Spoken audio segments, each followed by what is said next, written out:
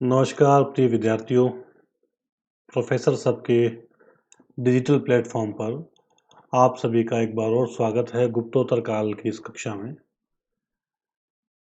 गुप्तोत्तर काल गुप्त काल के बाद के काल को कहा जाता है। गुप्त प्लस उत्तर मतलब गुप्त काल के बाद का काल गुप्तोत्तर काल। समय काल जो इसका है ये मोटे तौर पे 550 ईसा पूर्व ईस्वी में गुप्त काल का अंत मान लिया जाता है और लगभग जो ये 800 ईस्वी तक जो है ये गुप्तोत्तर काल ही हम इसको मानते हैं।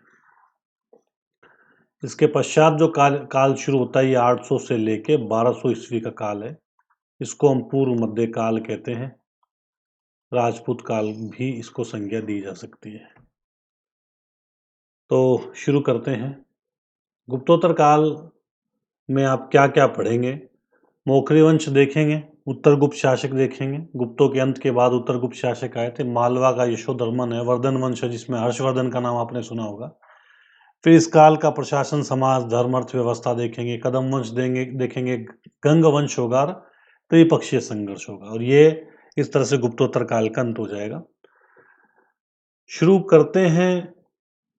करते ही आपके सामने एक ब्लैंक स्लाइड है, तो आप कहोगे कि सर ये ब्लैंक स्लाइड कैसे आ गई? क्योंकि गुप्तोत्तर काल को मोटे तौर पे मैं आपको एक साथ यहाँ पढ़ा दूंगा। किससे कहानी में आपको मैं बात बताऊंगा, क्योंकि अब ये टिपिकल पार्ट जो है ना वो शुरू हो रहा है और उसे आपको ऐसे ही समझना पड़ेगा। ये शुरू करते हैं। तो ये देखें, ये हमारा देश भारत देश, ये हमारा देश भारत देश, ठीक है। अब थोड़ा मैं इसको रिबिल्ड कर देता हूँ। थोड़ा और बड़ी मुझे जगह की आवश्यकता रहेगी। हाँ जी, शुरू करते हैं, बढ़ते हैं आगे। देखो, कहानी सुनना। ये है अपने हरियाणा। मोटे तौर पे बात कर रहे हैं, एग्जैक्ट आप कहोगे सर ये हरियाणा नहीं है, ये तो पंजाब है। वैसे आप मत उलझना। हरियाणा का जो करनाल है वर्तमान में, वहां थानेश्वर राज्य था। थानेश्वर राज्य में पहले था प्रभाकर वर्धन, इस वंश का संस्थापक था ये। प्रभाकर के बाद में इसके 3 थे बच्चे। बड़ा बेटा था राज्यवर्धन। वर्धन पीछे लग रहा, आप समझ जाओगे ना। चलो मैं लिख देता हूं, आप कंफ्यूज हो जाओगे। छोटा बेटा हर्षवर्धन और एक बेटी जिसका नाम है राज्यश्री। प्रभाकर वर्धन ने अपनी बेटी राज्यश्री का विवाह किया मोखरी वंश। यहां ये मान लेते हैं कन्नौज है ये, ठीक है। ये है कन्नौज। कन्नौज में कौन सा वंश? मोखरी वंश। थानेश्वर में कौन सा वंश? वर्धन वंश। पुष्य भूति भी इनको कहते हैं। इतनी बात आपके समझ में आ गई है, ठीक है। अब हुआ क्या कि कन्नौज में मोखरी वंश था और मोखरी वंश का एक शासक था ग्रहवर्मन। इस ग्रहवर्मन का विवाह किससे किया गया? राज्यश्री से किया गया, ठीक है। इस राज्यश्री और इस ग्रहवर्मन का हो गया विवाह। इतनी बात आपके समझ में आ गई होगी। आगे हम बात करते हैं। ये मान लेते बंगाल है ना, गौड़ है बंगाल में। गौड़ का शासक है शशांक। शशांक जो है ये उत्तर गुप्त शासक है देवगुप्त। ये उत्तर गुप्त शासक है, ये मगध में ही है। ये मान लेते हैं ये उत्तर गुप्त शासक है। यहाँ इसको यहाँ ले लेता हूं मैं। उत्तर गुप्त शासक है और इसका नाम है अपने देवगुप्त, ठीक है। ये कौन सा क्षेत्र है? ये मगध क्षेत्र में है। कौन? उत्तर गुप्त शासक। शशांक जो है ये गौड़ नरेश है, कोई वंश नहीं है इसका। उत्तर गुप्त है यहाँ। अब देवगुप्त और गौड़ नरेश शशांक दोनों मिलकर एक समझौता करते हैं कि क्यों ना इस ग्रहवर्मन की हत्या कर दी जाए, जिससे इसके क्षेत्र पर हम अधिकार कर लेंगे, ठीक है। ये संधि समझौता हो गया, दोनों एग्री हो गए इस बात पे। इसी दौरान प्रभाकर वर्धन की होगी मृत्यु। गद्दी पर कौन बैठा? बड़ा बेटा गद्दी पर बैठेगा, राज्यवर्धन गद्दी पर बैठ चुका है। इतनी बात आपके समझ में आ गई। दोनों मिलकर जो संधि की है, संधि में इसकी हत्या करनी है ग्रहवर्मन की, तो दोनों गए और इस ग्रहवर्मन को मार देते हैं। ठीक है, इतनी बात ये आपके क्लियर हो गई होगी। अब जो ये ग्रहवर्मन की जैसे ही मृत्यु हुई तो इसकी पत्नी का नाम क्या है? राज्यश्री। ये इधर आप देखें, ये रही इसकी पत्नी। ये जंगल में चली जाती है सती होने, क्योंकि सती प्रथा की शुरुआत तो हो ही चुकी है ना, हम बात कर चुके हैं ना इस पे। तो राज्यश्री कहाँ चलेगी? जंगल में चलेगी सती होने के लिए। और राज्यवर्धन के सामने समस्या क्या है? इस शशांक की और इस देवगुप्त की हत्या करने। मुख्य आरोपी तो ये शशांक है, जो कि इनके दामाद की हत्या करने वाला है। शशांक के खिलाफ अभियान में जुटते हैं, अभियान करते हैं। उसी बीच एक संदेश आता है शशांक की तरफ से। शशांक कहते हैं कि रात्रि को भोजन पे आओ राज्यवर्धन, मैं अपनी पुत्री का विवाह कर दूंगा तुमसे, जो पीछे हुआ उसे भूल जाते हैं, मैं तुमसे माफी मांग लूंगा और ये सारा जो मसला है उसको समाप्त कर देते हैं। राजनीति के अंदर ये बात चलती भी है और राज्यवर्धन इस बात को भूलने के लिए तैयार भी था। रात्रि का भोजन आयोजन किया जाता है। इस डिनर के अंदर शशांक और राज्यवर्धन दोनों बैठते हैं। डिनर के बहाने बातचीत हो रही होती है। इसी दौरान शशांक धोखे से राज्यवर्धन की कर देता है हत्या। ये भी गया। अब हर्षवर्धन इस विकट स्थिति में गद्दी पर बैठता है। इतनी बात आप सामने देख लो, आपके समझ में आ गई होगी, क्योंकि अब मैं थोड़ा ये इसको क्लियर करके आगे की बात को मैं बढ़ाना चाहूंगा। एक बार मैं फिर से बता देता हूं, देन मैं आगे बढ़ूंगा। मैं बता देता हूं आपको शुरू से। देखो, थानेश्वर है हरियाणा में, ठीक है, जो करनाल है वहां। यहाँ था वर्धन वंश। वर्धन वंश कहाँ स्थापित था? थानेश्वर में। पुष्यभूति वंश भी कहते हैं इसे। प्रभाकर वर्धन संस्थापक है। प्रभाकर वर्धन के 3 बच्चे हैं, राज्यवर्धन, हर्षवर्धन और राजश्री। इस राजश्री का विवाह कर दिया गया ग्रहवर्मन से, जो कि कन्नौज के मोकरी वंश से संबंधित है। ये देखो, मोकरी वंश। प्रभाकर वर्धन की मृत्यु की, राज्यवर्धन गद्दी पर बैठा। इस दौरान गौड़ नरेश शशांक और उत्तरगुप्त शासक देवगुप्त दोनों समझौता करते हैं कि जाके इस ग्रहवर्मन की हत्या कर देते हैं। दोनों ने मिलकर इसकी हत्या कर दी। इस विकट परिस्थिति में राज्यवर्धन ने क्या किया? शशांक के खिलाफ दावा बोलने का, जैसे ही ये कूच कर रहा था दावा बोलने के लिए, उसी दौरान शशांक का एक मैसेज आता है राज्यवर्धन के लिए कि रात्रि को आओ, भोजन करते हैं, यहाँ सारा मसला निपटा लेंगे। भोजन के वक्त इस राज्यवर्धन की कर दी हत्या और शशांक देवगुप्त अभी जिंदा हैं। हर्षवर्धन इस विकट परिस्थिति में गद्दी पर बैठता है 606 ईस्वी में। और जो राजश्री ग्रहवर्मन की मृत्यु के बाद में ये चली जाती है जंगलों में सती होने के लिए। ये विकट परिस्थिति में हर्षवर्धन गद्दी पर बैठता है। इतनी बात आपके आई थिंक समझ में आ गई होगी। अब आगे बढ़ते हैं। आगे फिर से देखें, इसी कहानी को मैं और आगे आपके सामने रख रहा हूं, देखते रहना, क्योंकि ये जो पार्ट है ना, ये इसको आप समझ लेंगे ना तो ही बेहतर रहेगा, क्योंकि ये बहुत ही कंफ्यूजिंग पार्ट है। बहुत ही राजे रजवाड़ों का टाइम पीरियड माना जाता है गुप्तोत्तर काल। इस समय ये तमिलनाडु हो गया, कांची हो गया। कांची के राजा का नाम है महेंद्र वर्मन। महेंद्र वर्मन। और एक है यहाँ नरसिंह वर्मन। नरसिंह वर्मन फर्स्ट। ठीक है, कांची के तमिलनाडु में ये है। कौन सा वंश है ये तमिलनाडु में? ये तमिलनाडु में, ये कांची में जो है, ये है पल्लव वंश।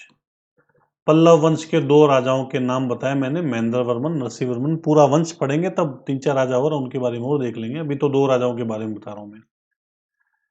थानेश्वर में, ये थानेश्वर हो गया। थानेश्वर में कौन बैठा है? हर्षवर्धन। ठीक है, इतनी बात क्लियर। और बंगाल में कौन बैठा है? शशांक। यहां बैठा उत्तरगुप्त शासक। अपने देवगुप्त। इतनी बात हम कर चुके। 606 ईस्वी में गद्दी पर बैठता है।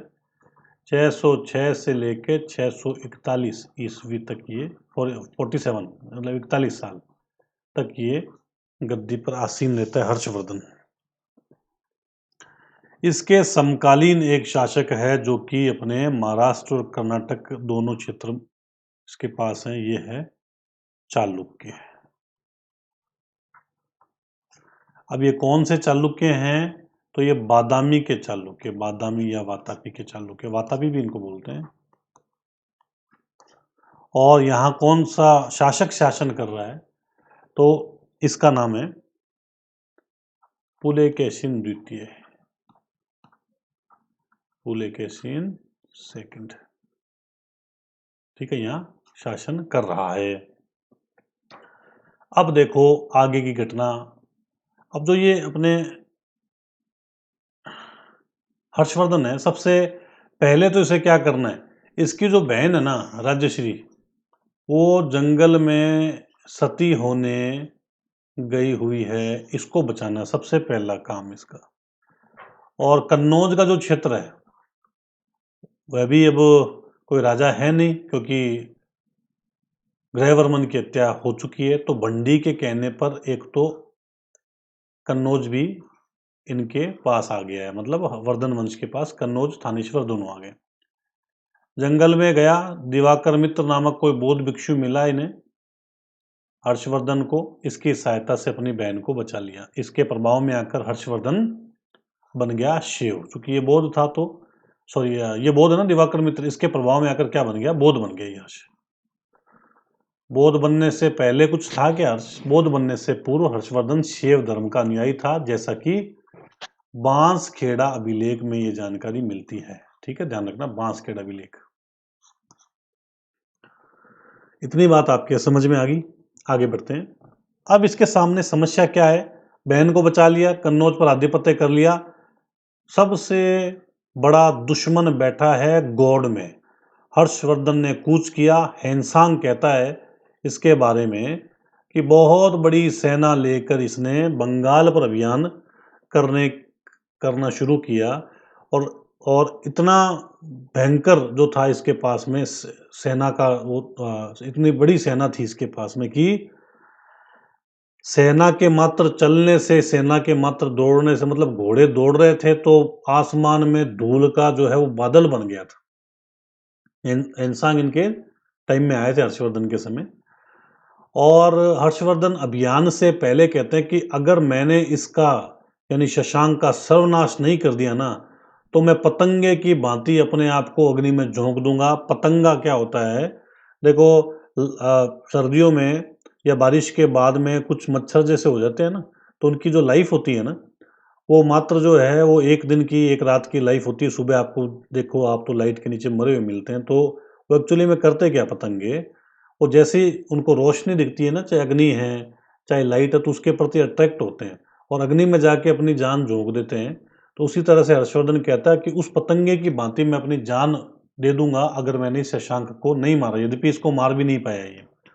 और ये जो शशांक है ना, ध्यान रखना, गौतम बुद्ध का जो, जहां से जिस पेड़ के नीचे गौतम बुद्ध को ज्ञान प्राप्त हुआ ना, उसको बोधि वृक्ष कहते हैं। बोधि वृक्ष को कटवा दिया था इसने, शशांक ने, इतना कट्टर शिव था ये। शशांक के खिलाफ अभियान करता है। तो शशांक का जो पड़ोसी है ना, कामरूप का राजा, कामरूपसम, ठीक है, बात हो चुकी है हमारी, पहले भी मैंने आपको बताया कामरूपसम का उपनाम है, कोई दिक्कत नहीं है, कामरूपसम है। इसका जो पड़ोसी राजा है, शशांक का पड़ोसी दुश्मन, जैसा कि कौटिल्य कहते हैं अर्थशास्त्र में। तो कामरूप का राजा था, इस राजा का नाम था भास्कर वर्मन, यहां लिख देता हूं मैं। शशांक के खिलाफ हर्षवर्धन का अभियान दल शुरू हो चुका है रास्ते में ये। उसी दौरान भास्कर वर्मन ने अपना एक दूत भेजा हर्ष के पास में। दूत का नाम था हंस बेग। और ये दूत जाके हर्षवर्धन को कहता है कि आप आओ, शशांक को मारो, मैं आपकी सहायता करूंगा। भास्कर वर्मन ऐसा कहता है। अभियान किया जाता है। अभियान सफल नहीं हो पाता, क्योंकि जैसे ये अभियान करता है, यहाँ इधर कहीं जाके जो है आगे की तरफ जो है ना, पूर्वी क्षेत्र में जाके ये शशांक छुप जाता है। अभियान पूरा नहीं हो पाया। ठीक है, अब हर्षवर्धन ने कौन कौन से अभियान किए? नेपाल जीता, पंजाब जीता, सिंध जीता, कहते सिंध का शासक शत्रु था, गुजरात जीता, लगभग उत्तर भारत पूरा इसने जीत लिया। मैं आपको इसका राजनीतिक प्रसार दिखाऊंगा कि कहाँ से कहाँ तक इसका साम्राज्य विस्तार था। दक्षिण में पहुंचता है, नर्मदा नदी के तट पर चालुक्य नरेश पुलकेशिन सेकंड से इसका युद्ध होता है। पुलकेशिन महान शासक थे, हर्षवर्धन को पराजित कर देते हैं और पराजित करके कहते हैं मैं तो परम ईश्वर हूं, परमेश्वर की उपाधि धारण कर लेते हैं। कौन? पुलकेशिन। किसको पराजित करते हैं? हर्ष को पराजित करते हैं। और ये प्रश्न पूछते हैं कि जो ये युद्ध हुआ था ना नर्मदा के तट पर, ये कौन से स्रोतों से जानकारी मिलती है? एक तो हर्षवर्धन ये जानकारी देता है और एक रवि कीर्ति जानकारी देता है। रवि कीर्ति कौन है? रवि कीर्ति इसके ऐहोल प्रशस्ति के रचयिता, जो कि पुलकेशिन सेकंड की थी। और हर्षवर्धन की एनसांग की हमने बात करी ली, जो ये विवरण प्रस्तुत करते हैं, जो कि हर्षवर्धन के दरबार में थे। एनसांग और रवि कीर्ति दोनों इस युद्ध के बारे में जानकारी देते हैं। तो इतनी बात तो आपके समझ में आ गई। खूब सारा उलझन वाला ये सीन है। अब पुलकेशिन सेकंड ने हर्ष को तो पराजित कर दिया, लेकिन कांची का जो राजा था ना महेंद्र वर्मन, इसको भी पराजित कर दिया। पुलकेशिन ने 2 राजाओं को हरा दिया। किस किस को? हर्ष को और महेंद्र वर्मन को। 2 राजाओं को हरा दिया ना। अब पुलकेशिन जो है ना, ये फिर से अभियान करता है, फिर से इसका युद्ध होता है। किसके साथ? नरसिंह वर्मन के साथ। नरसिंह वर्मन इसको इसके घर में आके मारता है और कहता है कि मैंने तेरा क्षेत्र पर कब्जा कर लिया, मैंने वातापी को जीत लिया, तो मैं कौन हूं? मैं हूं वातापी कौंड, वातापी का विजेता। ये इतनी बात आपके समझ में आ गई होगी। ये उत्तर गुप्तोत्तर काल है, ये उत्तर गुप्त काल है, जिसमें वर्धन वंश है, मोखरी वंश है, उत्तर गुप्त शासक है, पल्लव हैं, चालुक्य हैं, शशांक है, भास्कर वर्मन है, ठीक है, और भी कई क्षेत्रीय शक्तियां हैं जो कि अपने गुजरात में, पंजाब में और आदि क्षेत्र में हैं। तो इतनी बात आपको समझ में आ गई होगी। इसको मैं एक बार और रिपीट कर देता हूँ, जो सामने कन्फ्यूजन है इसको मैं आपको सामने दूर कर देता हूँ। चलिए, ओह सॉरी। तो राज्यश्री जो थी, ये अपने राज्यश्री जो थी जंगल में फरार थी। हर्षवर्धन गद्दी पे बैठ चुका है, तो हर्षवर्धन सबसे पहले अपनी बहन को बचाएगा सती होने से दिवाकर मित्र की सहायता से, और स्वयं बौद्ध बन जाएगा इसके प्रभाव में आकर, और हेनसांग के प्रभाव में आकर बन जाएगा महायानी। इससे पहले ये शैव था, जैसा कि बांसखेड़ा अभिलेख से जानकारी मिलती है। हर्षवर्धन का समय काल 606 से 647 ईस्वी है। हर्षवर्धन का बंडी के कहने पर हर्षवर्धन ने कन्नौज पर भी अधिकार कर लिया, यानी थानेश्वर कन्नौज दोनों हर्ष के पास आ गया। अभियान करता है। अभियान से पहले कथन है कि पतंगे की भांति अपने आप को जला दूंगा अगर मैंने इसको नहीं मारा तो, शशांक को। शशांक के खिलाफ अभियान करता है, लेकिन कामरूप का शासक भास्कर वर्मन एक दूत भेज देता है हंसबेग, और हर्ष को कहता है कि मैं आपका सहयोग करूंगा, शशांक को मारो। शशांक के खिलाफ अभियान होता है, सफल नहीं हो पाता। फिर नेपाल जीत लेता है, पंजाब जीत लेता है, सिंध जीत लेता है और गुजरात जीत लेता है, लेकिन जैसे ही दक्षिण में जाता है तो बादामी या वातापी का जो चालुक्य पुलकेशिन सेकंड, इससे पराजित हो जाता है। और ये पुलकेशिन सेकंड परमेश्वर की उपाधि धारण करता है। और ये जो अपने पुलकेशिन है, ये कांची नरेश महेंद्र वर्मन को भी पराजित कर देता है, जो कि एक पल्लव नरेश है। ठीक है, कांची तमिलनाडु में पल्लव वंश है, इसको भी पराजित कर दिया इसने। लेकिन नरसिंह वर्मन इसको घर में आके मारता है और कहता है कि मैं तेरे क्षेत्र पर कब्जा कर लिया, मैं तेरे क्षेत्र का विजेता हूं, मैं हूं वातापी कौंड। तो ये मैंने कुछ गुप्तोत्तर काल की महत्वपूर्ण जानकारी आपके सामने प्रस्तुत की, जिससे आपको ये पता चल गया कि कौन राजा किसके समकालीन था। और अब देखो, मैं आपको हेनसांग की बात बताऊं, तो हेनसांग जो था ना, इन सब के दरबार में गया था। पुलकेशिन के दरबार में था, नरसिंह वर्मन फर्स्ट के दरबार में था, हर्ष के दरबार में था, भास्कर वर्मन के भी दरबार में गया। तो आपसे पूछ ले हेनसांग निम्न में से कौन से एक राजा के दरबार में नहीं गया, तो आपको ये ध्यान में है कि भाई समकालीन कौन कौन राजा है, सबके दरबार में ये गया था। सिंध भी गया था। तो ये बात आपके समझ में आ गई। ये आगे बढ़ते हैं। अब इन पे डिटेल में चर्चा कर लेते हैं। अब आपको ये सारी कंसेप्ट आपका पूरा बन गया, अब दिक्कत नहीं होने वाली। मोखरी वंश पे आते हैं। तो मोखरी वंश का संस्थापक तो देखो मुखर है। मोखरी वंश का पहला राजा कौन है? मुखर है। और ये जो थे ये गुप्तों के सामंत थे। इस वंश का प्रसिद्ध शासक था ईशान वर्मा। तो पहले आया मुखर, मुखर के बाद कौन आए? ईशान वर्मा।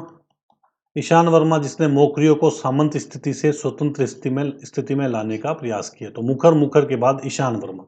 ईशान वर्मा के बाद में आगे ईशान वर्मा पे एक जानकारी और है कि अवसर अभिलेख है ये उत्तर गुप्त शासक आदित्य गुप्त का।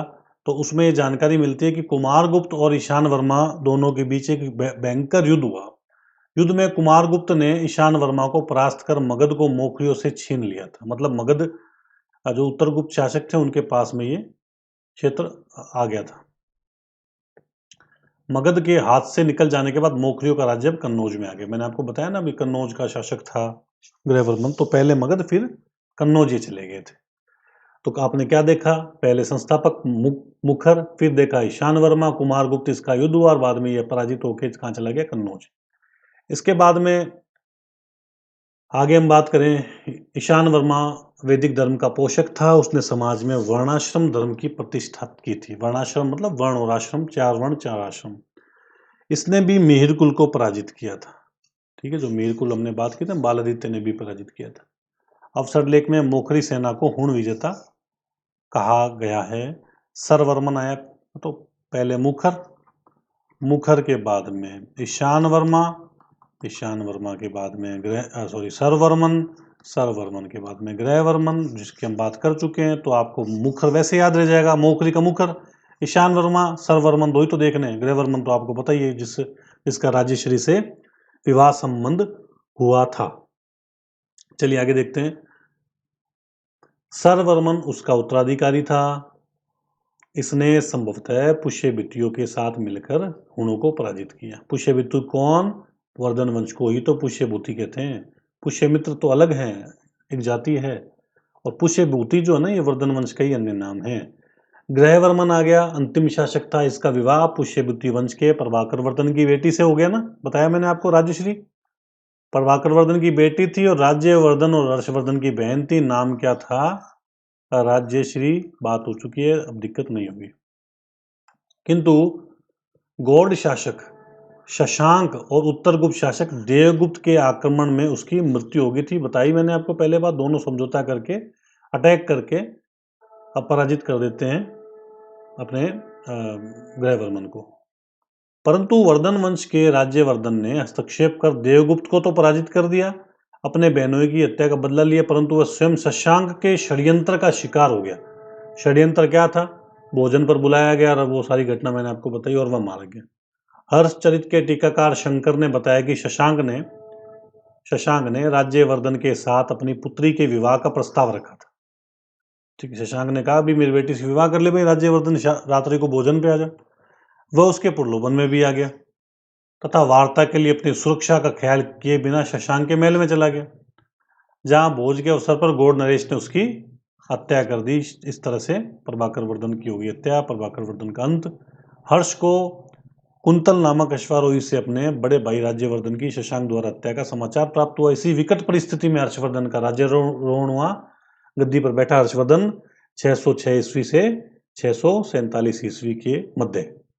इतनी बात आपके क्लियर हो गई होगी, तो हम आगे चलते हैं। ठीक है, तो ये मौर्य वंश की मैंने पूरी आपको जानकारी दी। मुखर हो गया, ईशान वर्मन, सरवर्मन और लास्ट में ग्रहवर्मन। ग्रहवर्मन की होगी हत्या। उत्तर गुप्त शासक देखते हैं। इस काल की जानकारी का प्रमुख स्रोत है अपसठ अभिलेख। अपसठ अभिलेख जो है ना, इस यानी उत्तर गुप्त शासकों की जानकारी का स्रोत है, ये आदित्य सेन का है। संस्थापक कौन है उत्तर गुप्त शासक? यहाँ लिखते रहते हैं, कृष्णगुप्त। अपसठ अभिलेख से ज्ञात होता है कि कुमार गुप्त ने ईशान वर्मा को युद्ध में पराजित कर दिया। पीछे बात हुई है नहीं, कुमार गुप्त ने इसको पराजित किया और इसका मगध क्षेत्र छीन लिया था। किंतु राय और मुखर्जी का विचार है कि इस युद्ध में कुमार गुप्त की पराजय हुई थी। जीता कौन? मतलब ईशान वर्मा जीत गया, कुमार गुप्त हार गया। यानी इस युद्ध में कुमार गुप्त की पराजय हुई, जबकि वास्तव में हम जानते हैं कुमार गुप्त ही जीता है। ये मुखर्जी और राय का विचार है। इसी अभिलेख से ज्ञात होता है कि उसने प्रयाग में अपना प्राणांत किया। ठीक है, तो ये इस समय जो कुमार गुप्त था ना, ये प्रयाग में कूद कर जान देना, जिस तरह से देखो सल्लेखना है ना, भाई प्रश्न पूछा गया है ये कई बार, जिस तरह से सल्लेखना जैन धर्म में पवित्र मानी जाती, जीवन के अंतिम काल में भोजन पानी का त्याग कर कर मृत्यु प्राप्त की जाती है, उसी तरह से हिंदू धर्म में ये प्रथा थी उस समय कि प्रयाग में डूबो। प्रयाग जहाँ गंगा यमुना सरस्वती 3 नदियों का संगम है। अब हालांकि अभी तो गंगा और यमुना का ही संगम है, जो सरस्वती है वो तो धरती लीन हो चुकी है, लेकिन प्रयाग में उस समय कूद के जान देना यानी मृत्यु प्राप्त करना एक तरह से पवित्र माना जाता था उस समय। तो ये देखो नीचे पॉइंट भी है, ये कथन कारण में प्रश्न भी आता है। प्रयाग में पुण्यार्जन के लिए प्राणांत करने की प्रथा प्रचलित थी। धार्मिक दृष्टि से यह कार्य अत्यंत पवित्र माना जाता था। कुमारगुप्त गया, आ गया माधवगुप्त। ये जो माधवगुप्त था ना, ये हर्षवर्धन के समकालीन था और हर्षवर्धन का मित्र भी था ये। ठीक है, तो हर्ष का समकालीन उसका अधीनस्थ मित्र था। जब हर्ष शशांक को दंडित करने गया तो माधवगुप्त भी उसके साथ में था। माधवगुप्त के बाद में आदित्य सेन गद्दी पर बैठा। उसके शासनकाल में चीनी राजदूत वांग हुतसे ने 2 बार भारत की यात्रा की थी। यानी स्कंदगुप्त के बाद में ये माधवगुप्त जो है इसके समय सॉरी आदित्य सेन के समय जो है चीन और भारत के कूटनीतिक संबंध देखने को मिल रहे हैं। कोरिया के बौद्ध यात्री हुनलुई के अनुसार उसने बोध गया में मंदिर बनवाया। वाक्यपति के गौड़ बहू के अनुसार यशोवर्मन ने पूर्वी भारत पर आक्रमण करके जीवित गुप्त सेकंड को पराजित करके गुप्तों का अंत कर दिया। ठीक है, तो यशोवर्मन आ गए किनकी जगह? गुप्तों की जगह। ठीक है, अब क्या क्या आपने गुप्त पे देखा, तो यहाँ आ जाते हैं। उत्तर गुप्त में देखो, पहले कृष्णगुप्त है, इसका संस्थापक है। फिर कुमारगुप्त है, कुमारगुप्त और ईशान वर्मा, और ये आपने बात देख ली जिसने प्रणांत किए थे प्रयाग में डूब के, ये सारी बात कर ली। फिर आया देखो माधवगुप्त जो कि हर्ष के समकालीन है, और फिर है आदित्य सेन जो कि अपने चीन में दूत आदि भेजने का काम, और यशोवर्मन ने इसको पराजित करके मगध क्षेत्र पर अधिकार जमा लिया था। तो इस तरह से कृष्णगुप्त, कुमारगुप्त, माधवगुप्त और आदित्य ये उत्तरगुप्त शासक हैं।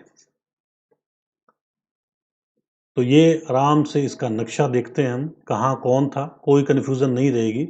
कन्फ्यूज़न तब रहती है जब हम केवल तथ्यात्मक जानकारी देखते हैं और उसको डिटेल में समझते नहीं हैं। तो यहाँ मैंने आपको अच्छे से ये घटनाएं समझाई है, और मैं आपको ये इनके वंश जो है वो दर्शा देता हूँ कहाँ कौन है। 625 ईस्वी के आसपास का ये देखो,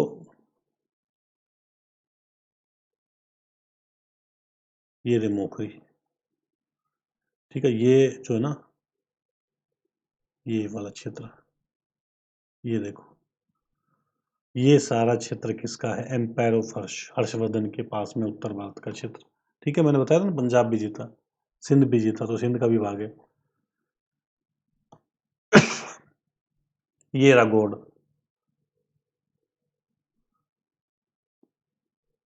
ठीक है, ये लेटरगुप्त या मगध वाले क्षेत्र में, ये रहे मोखरी कन्नौज वाले क्षेत्र में,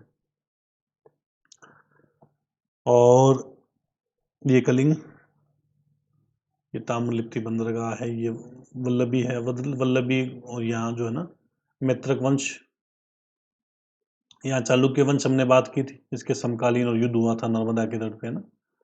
ये पल्लव, कांचीपुरम में, कांची वाले क्षेत्र में। ठीक है, और इनके समकालीन 1-2 और वंश है, जैसे ये कलचुरी हो गया, चेर पांडे भी है। ठीक है, तो ये पूरा जो है उत्तर गुप्त शासकों के बारे में एक मैप है, जो कि आपको जानकारी देगी कहाँ कौन क्या है। नक्शे को देखें, फिर हम आगे बढ़ते हैं। मालवा का यशोधर्मन, देखो यशोवर्मन तो मगध क्षेत्र पर आधिपत्य करता है आदित्य को पराजित करके। मालवा जो है ना, भाई सबसे बड़ा भगवान यानी सबसे बड़ी माँ कौन है? माँ धर्म, धर्मन है ना, यशोधर्मन। धर्म सबकी माँ है, मतलब धर्म से ऊपर कुछ नहीं है ना। तो आप कनेक्ट कैसे होगा यशोवर्मन, यशोधर्मन कौन कहाँ था, तो आप कैसे याद करेंगे? भाई धर्म सबकी माँ है, धर्म सबसे ऊपर है ना, धर्म से ऊपर, नैतिकता से ऊपर कुछ नहीं है। धर्म यानी माँ, मालवा। इसने भी मीरकुल को पराजित किया था, पीछे भी आपने देखा था मीरकुल का युद्ध हुआ। इसका उल्लेख मंदसौर लेख में मिलता है। मंदसौर इसका भी है लेख, एक मंदसौर प्रशस्ति आपने वहाँ भी देखी थी। मंदसौर अभिलेख अपने कुमारगुप्त महेंद्रादित्य का भी था, इसका भी है। यशोधर्मन के समय मंदसौर अभिलेख की रचना हुई थी, वासुल नामक व्यक्ति ने की थी। मिहिर कुल के बारे में जानकारी है, जो कोई अभी आपने देखा कि ये हुण शासक है। मिहिर कुल शैव था, बौद्धों का घोर विरोधी ये अपने आप को मानता है। और कलन के अनुसार उसने श्रीनगर में शिव का एक मंदिर बनवाया था। वह अत्यंत क्रूर एवं रक्त पिपासु माना जाता है। कलन उसकी तुलना विनाश के देवता से करते हैं। जिस तरह से पुष्यमित्र शुंग करता है ना बौद्धों का विरोध, तो ये बौद्धों का विरोध करता है, विनाश के देवता इसको मानते हैं। जैन लेखक इसको दुष्टों में सबसे आगे, दुष्टों में प्रथम मानते हैं मिहिर कुल को। तो ये तो हो गया आपके यहाँ तक यशोधर्मन तक हमने बात कर ली। और यशोवर्मन कहाँ है? यशोवर्मन अपने मगध क्षेत्र में है। तो ये अब शुरू करते हैं वर्धन वंश पे बात।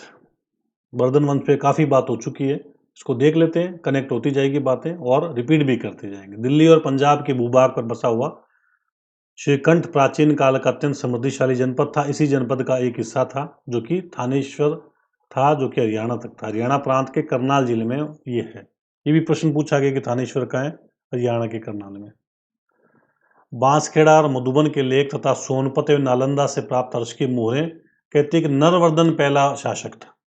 ठीक है, नरवर्धन को पहला शासक माना गया बांसखेड़ा मधुबन लेख से। लेकिन जबकि ये ज्ञात नहीं हो पाया कि बाण ने प्रभाकर वर्धन के पूर्वजों का उल्लेख क्यों नहीं किया। और बाण ने जो जानकारी दी है प्रभाकर वर्धन से दी है, जो कि हम सही मान के चलते और यहीं से हम इसको पढ़ना शुरू करते हैं। वर्धन वंश का संस्थापक कौन है?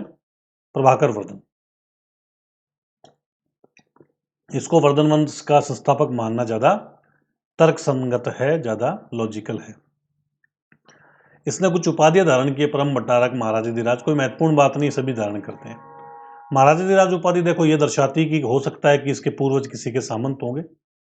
हर्षचरित में प्रभाकर वर्धन को हुण हरिण केसरी कहा गया। हुण मतलब देखो हुण जाति, हरिण मतलब हिरण, और केसरी मतलब सिंह को कहते हैं। कि हुण जाति को जो कि हरिण के समान थी, उसे सिंह के समान जाकर पराजित किया गया। हुण रूपी हरिण के लिए सिंह के समान। यशोमती इसकी प्रधान रानी थी और इसने जो है ना सती होने का प्रयास किया था। सती का प्रयास किया था, यद्यपि ये सती नहीं हो पाई थी। वर्धन वंश का सबसे महत्वपूर्ण शासक है हर्षवर्धन। हर्षवर्धन सबसे महत्वपूर्ण शासक, हमने बात की 606 से 647 एडी है ना ईस्वी।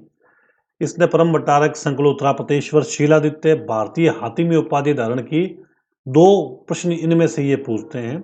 उत्तर का स्वामी, चूंकि उत्तर भारत ही इसके पास था, फोटो मैंने आपको दर्शाई पीछे, संकलोत्तरापतेश्वर। शीलादित्य ये उपाधि है। इसके अलावा भारतीय हातिम भी इसको कहते हैं। जैसे ये गद्दी पर बैठा है 606 ईस्वी में, इसने भी संवत चला दिया, हर्षवर्धन संवत। जैसे गुप्तों ने चलाया ना, गुप्त संवत 319 में। कलचुरी चेदिस चला था 248-9 में। विक्रम संवत चला था 57 ईसा पूर्व में। शक संवत चला था 78 ईस्वी में। तो ये सारे संवत मैंने आपको बता दिए हैं।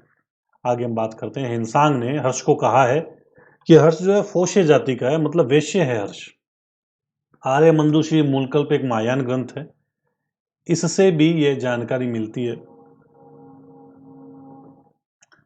और आर्य मंजूश्री एक मूलकल्प जो है, ये एक बौद्ध ग्रंथ है। सर्वप्रथम गणपति शास्त्री ने 1925 ईस्वी में इसे प्रकाशित करवाया था। इसमें हर्ष के लिए है शब्द का प्रयोग किया गया है। शासक बनने के उपरांत उसने बौद्ध भिक्षु दिवाकर मित्र की सहायता से बहन को बताया मैंने आपको। इसी दिवाकर मित्र को के प्रभाव में आकर हर्ष क्या बन गया? बौद्ध। और इससे पहले हर्ष क्या था? शैव। कैसे जानकारी मिलती है कि हर्ष शैव था? बांसखेड़ा अभिलेख प्रश्न आया हुआ, ये यूपी में मिला है बांसखेड़ा अभिलेख।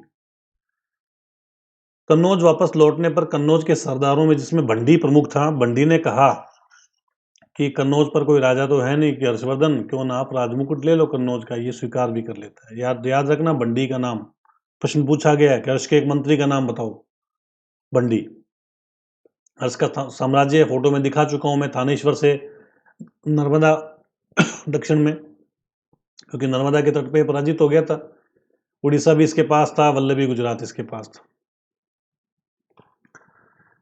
आगे बात करते हैं कि शासक हर्षवर्धन ने शासक बनने के उपरांत सर्वप्रथम पूर्व का अभियान किया। देखो सबसे पहला इसका कार्य क्या था?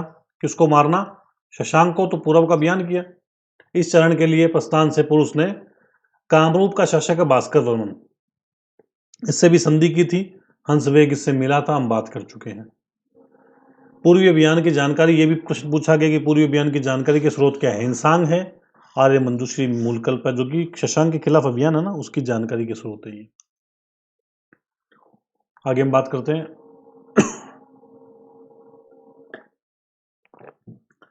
पूर्वी अभियान के पश्चात उसने पश्चिम का अभियान किया। पश्चिम में कौन है? पंजाब। पंजाब को जीत लिया इसने।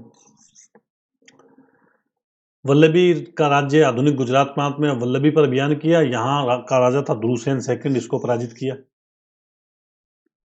और ये ध्रुवसेन भाग के कहाँ चला गया? देखो ये हो गया वल्लभी, ठीक है, और ये यहाँ से भाग के कहाँ चला गया? भड़ोच। गुजरात की बात हो रही है ये। तो ध्रुवसेन यहाँ से भाग के कहाँ चला गया? भड़ोच भाग गया। भड़ोच का जो शासक था ना, ये था दद, और ये जो था ना, ये पुलकेशिन सेकंड का सामंत था। कहते हैं कि इसने जब वल्लभी को हराने के बाद में जब अभियान किया ना यहाँ बड़ोच, तो इस बात से कहीं ना कहीं पुलकेशिन नाराज था। तो ध्रुवसेन पराजित हुआ। उसने भागकर बड़ोच के गुर्जर शासक दत्त सेकंड के दरबार में शरण ली। गुर्जर नरेश ने अर्श से उसका राज्य वापस दिला दिया। पुलकेशिन सेकंड के उल्लेख के अनुसार दद उसका सामंत था। कालांतर में यही घटना पुलकेशिन के बीच युद्ध का कारण बनी। हर्ष और पुलकेशिन के बीच युद्ध का कारण बनी। वल्लभी विजय के बाद हर्ष ने सिंध पर अभियान कर लिया। ठीक है, तो क्या क्या जीत लिया? देखो ये बनाते हैं फोटो यहाँ। शशांक के खिलाफ अभियान, पंजाब जीता, गुजरात जीत लिया। अब इसके बाद में सिंध भी जीत लिया, है ना। ये सिंध पर अभियान है। बाण के शरीर से पता चलता है कि हर्ष ने सिंधुराज, यहाँ का राजा जो था ना सिंधुराज, को युद्ध में मर्दित करके उसकी राजलक्ष्मी को छीन लिया। और हिंसांग के विवरण से पता चलता है कि सिंध का जो राजा था वो शूद्र था, यद्यपि तथा बौद्ध धर्म में उसकी आस्था थी। और ये जो राजलक्ष्मी है, तो इसके बारे में कहते हैं कि भाई इसका एक हाथी था, हथनी थी इसके पास में, वो हथनी जो है वो छीन के ले आया यश। नर्मदा के तट पर 630, देखो ये किताबों में कई बार कई जगह 630 दे रखा है, कई जगह 620 दे रखा है। इसमें कंफ्यूज मत होना, ये डेट आपसे नहीं पूछेगा, आपसे पूछेगा हर्ष और पुलकेशिन के मध्य युद्ध कहाँ हुआ था। तो नर्मदा के तट पर हर्षवर्धन और पुलकेशिन सेकंड के मध्य युद्ध हुआ। युद्ध में कौन जीता? पुलकेशिन जीता, हमने बात की हुई है। और जैसे ही जीता तो कहता है मैं परमेश्वर की उपाधि धारण करता हूँ। और युद्ध के बारे में जानकारी के जो स्रोत हैं ये है, एक तो हिंसांग, दूसरा है रवि कीर्ति। दोनों युद्ध के बारे में जानकारी देते हैं। रवि कीर्ति जैन था, इसने ऐहोल अभिलेख लिखा है जो कि प्रशस्ति के रूप में है। इसमें पुलकेशिन सेकंड की प्रशंसा है। पुलकेशिन को हिंसांग कहता है कि ये तो मालोचे का शासक था, महाराष्ट्र का शासक था। तो महाराष्ट्र कर्नाटक दोनों इसके पास थे। हर्षचरित से पता चलता है कि हर्ष ने हिमाच्छादित क्षेत्र को भी जीत लिया। और हर्ष ने हिमाच्छादित पर्वतों के दुर्गम प्रदेश से कर प्राप्त किया था। वूलर आदि कुछ विद्वानों ने इससे अर्थ निकाला कि नेपाल उसने जीत लिया। तो देख लो साम्राज्य विस्तार, अब आप बता दोगे। पहले तो बंगाल पे अभियान है, पंजाब है, सिंध है, गुजरात है, यहाँ तो ये पराजित हो गया, और नेपाल ही इसके पास है। 641 ईस्वी में हर्षवर्धन ने चीन नरेश ताइसुंग के दरबार में दूत भेजा। तो इसने भी आदित्य के समान चीन में कूटनीतिक संबंध बनाए।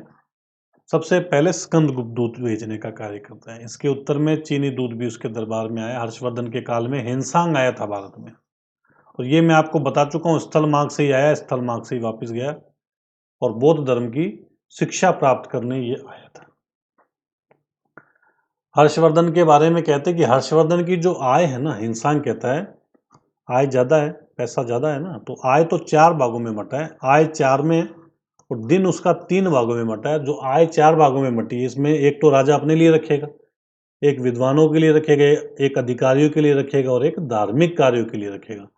तो हर्षवर्धन की आय 4 भागों में बटी है, स्वयं के लिए, विद्वानों के लिए, धर्म के लिए, और अधिकारियों के लिए। हर्ष का जो दिन है, दिन के 3 पहर माने गए, और वह 3 भाग जो हैं, इसमें एक भाग तो प्रशासनिक कार्य करता है, और 2 भागों में वह धार्मिक कार्य करता है। बहुत ज़्यादा धार्मिक था, जिसका मैं आपको आगे उदाहरण भी प्रस्तुत करूंगा। हर्ष प्रारंभ में शैव धर्म का अनुयायी था, ये हम तीसरी बार बात कर रहे हैं, जैसा कि बांसखेड़ा अभिलेख से जानकारी मिलती है, उत्तर प्रदेश के आजमगढ़ से ही मिला है। इस लेख से ज्ञात होता है कि हर्ष ने अहिच्छत्र भुक्ति के अंगदिया विषय के मरकट सागर नामक गांव को बालचंद्र और भट्ट स्वामी नाम के 2 ब्राह्मणों को दान में दिए थे। तो ये इसमें दान का भी उल्लेख है और उसका शैव धर्म में आस्था भी इसमें जानकारी मिलती है। दिवाकर मित्र के प्रभाव में आकर बौद्ध बन गया और हेनसांग के प्रभाव में आकर क्या बन गया, बौद्ध धर्म की महायान शाखा को अपना लेता है।